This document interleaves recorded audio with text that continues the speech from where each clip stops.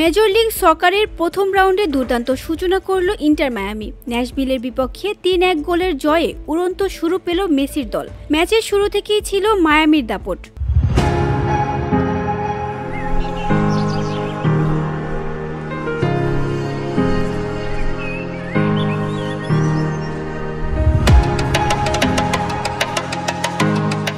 ফ্লোরিডার চেজ স্টেডিয়ামে ম্যাচের ১৯ মিনিটে জোড়া তারকার সমন্বয়ে আসে প্রথম গোল। মাঝমাঠ থেকে বল টেনে ডান পাশে দেন লুইস সুয়ারেজকে।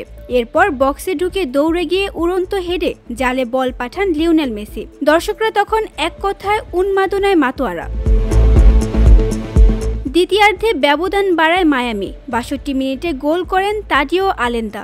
স্কোর লাইন তখন ২-০। আর যোগ করার সময়ে আবারও জ্বলে উঠলেন জাদুকর মেসি। ৯৬ মিনিটে গোল করে দলকে ৩-০-তে এগিয়ে দেন তিনি। শেষ মুহূর্তে ন্যাশভিল একটি গোল শোধ করলেও জয়ের আনন্দে ভাসে মায়ামি। সাম্প্রতিক সময়ে ইন্টার মায়ামির সঙ্গে ২০২৮ সাল পর্যন্ত নতুন চুক্তি করেছেন Messi.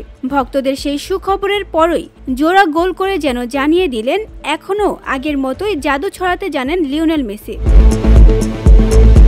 VOD Bangla news desk.